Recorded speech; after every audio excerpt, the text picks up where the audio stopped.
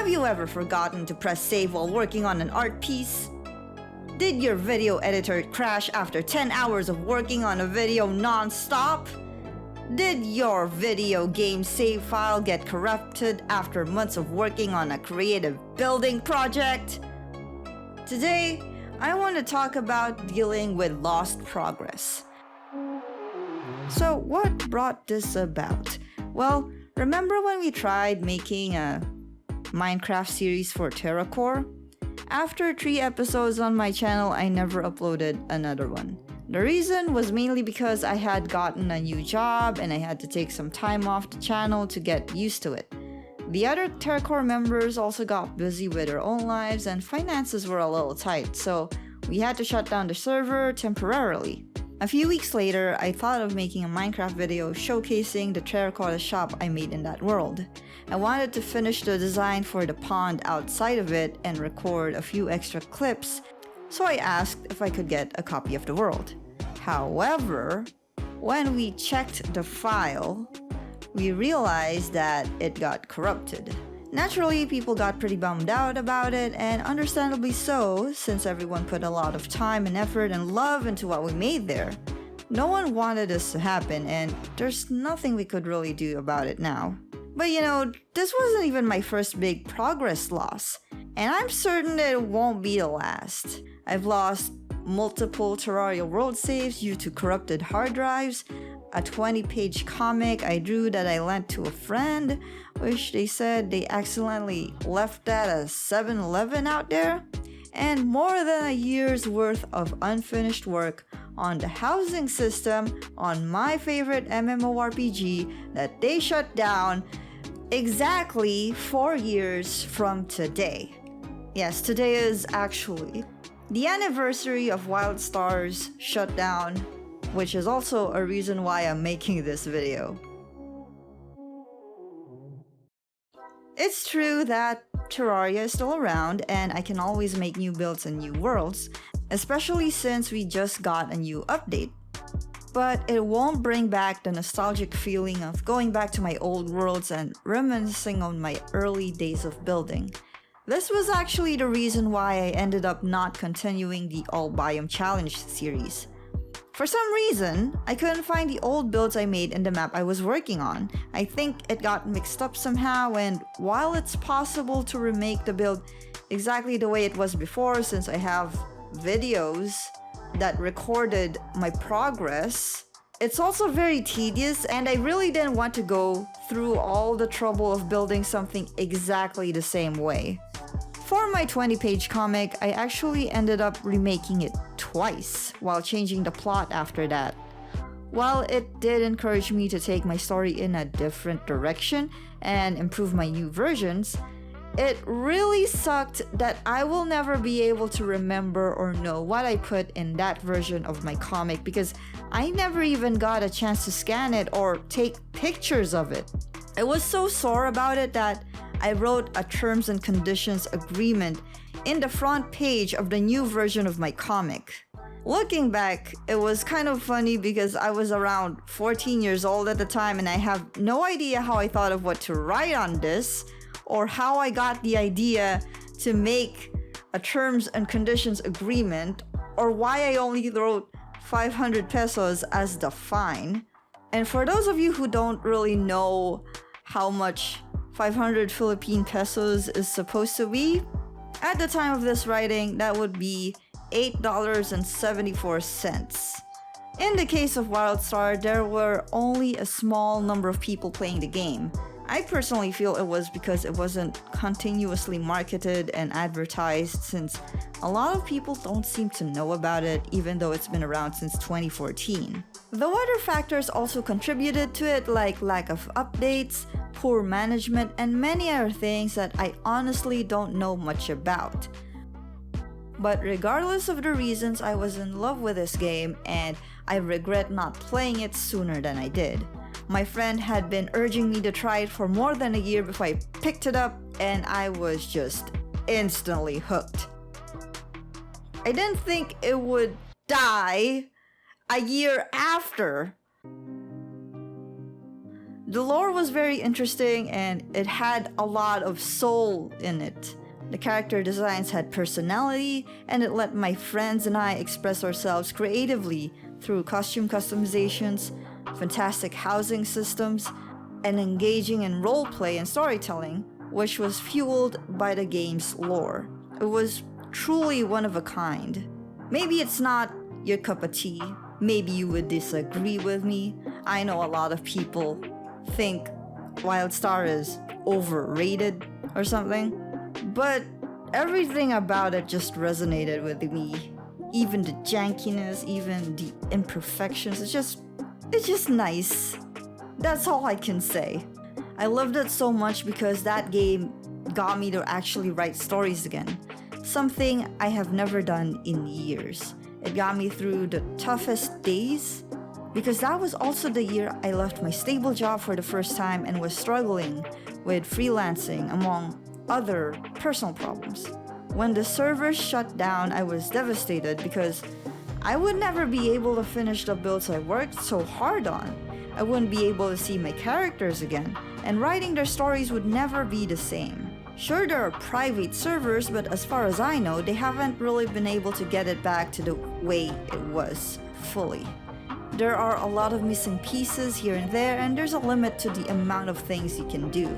To be honest, I've gotten over my missing Terraria world saves and my missing comic, but up to this day, I don't think I've fully gotten over WildStar. I haven't even found a game that could replace it in its entirety, even after 4 years. I know some of you would probably think it's kind of ridiculous to talk about a game as if you were talking about a dead loved one. But the thing is, once something you've invested so much on and made you happy was just suddenly ripped away from you and you just lost all access to a lot of things that made it an amazing experience, it is going to hit hard whether you like it or not. It wasn't just a game to my friends and I, it was a collaborative project that we will never be able to continue. I mean, think about it. When you draw on paper, you get a physical copy of the artwork. When you draw on an art software, you have a save file and the ability to print it out if you want to.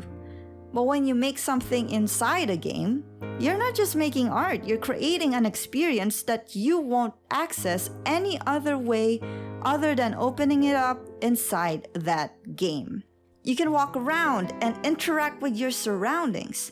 There are many games like this, like Terraria and Minecraft, but see, those games are games you can boot up offline and play anytime you want.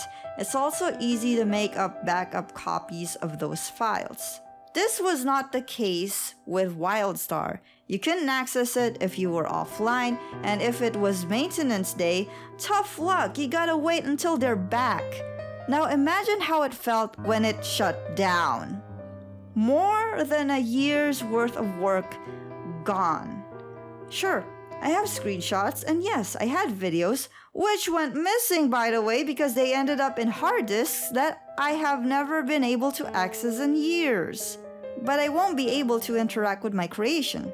There was actually a plugin for the game that a player made that you can use to save the Skyplot's data, but at the time I was too depressed about it to even do that because even if I saved it, and even if I was able to open it up on a private server, I knew that it was never going to be the same. So how do you deal with that kind of loss? Is it even possible to just get over it? Especially if it was something you've gotten so attached to? Honestly, it really depends on the person and their circumstances.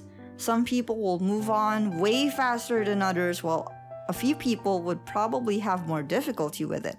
With me, I think the only time I really started accepting that WildStar wasn't going to be around anymore was when I had a chance to play on a private server and work on a Skyplot. Since this was a private server, all of the items on the game were available to everyone. I ended up rebuilding my character's treehouse and it was so much better than the one I made in the original server. But as I played, I realized that aside from the wacky characters, creative housing, and incredible lore, What really made this game feel alive were the experiences I had with my friends and the stories we wrote together with our characters and the sky plots we designed. I think that had it not been for them, this would have just been another MMO that I played for a while and forgot about. The game may be gone, but I'm fortunate enough that my friends are still here. We still have screenshots of our characters and sky plots and the written stories of our characters' adventures. And even if we didn't take any screenshots or wrote stories, even if one day it wouldn't be possible for us to play again, we will still have our memories that we can treasure. And honestly, I feel that the experience made us all stretch our creative muscles and pushed us to pursue other avenues. A friend started hosting tabletop games with the same friends, another friend started to pursue their art and writing, and a few friends even pursued streaming. So when I learned that our Minecraft world had gotten corrupted, what crossed my mind instead of being depressed or angry was, we can always make a new one. It may be odd that I got over it rather quickly. Maybe it was because we played on it for less than a year. Maybe it was because I lost progress on so many different things before, so I was pretty used to it. And maybe also because I didn't have to pay for the server costs.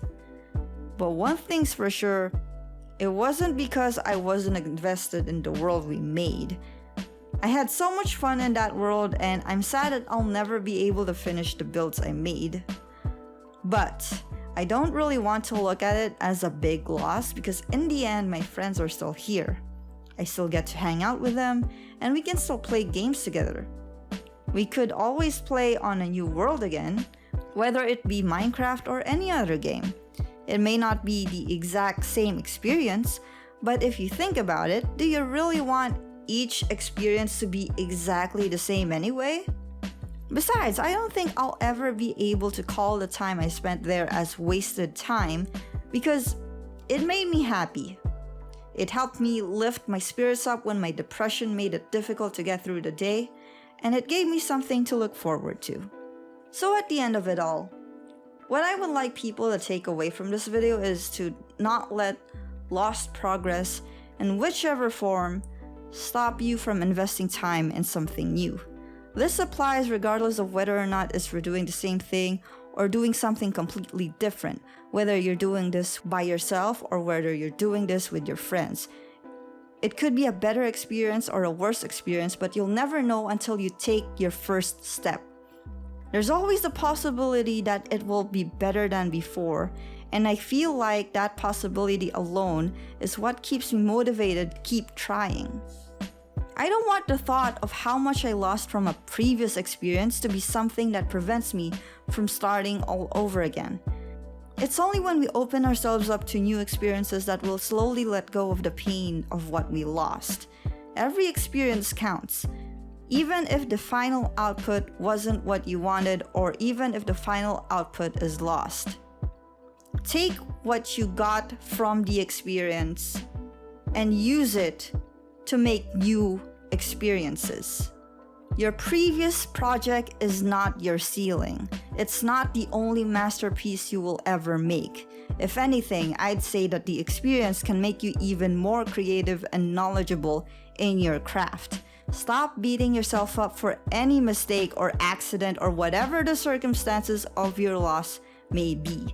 Give yourself time to get it out of your system, take a break, a deep breath, step away from the canvas or the screen, but don't stay away forever. Get back up.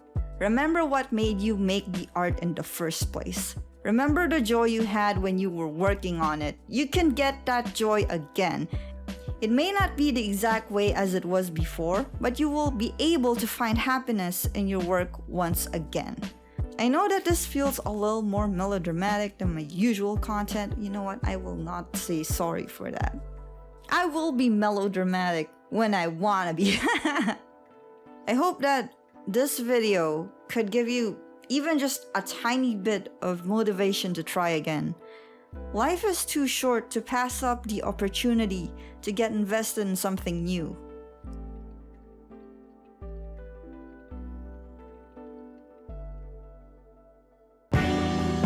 Thank you guys guys so much for watching. I really appreciate all the support you've given me. Even just getting all the way to this part of the video makes me really grateful.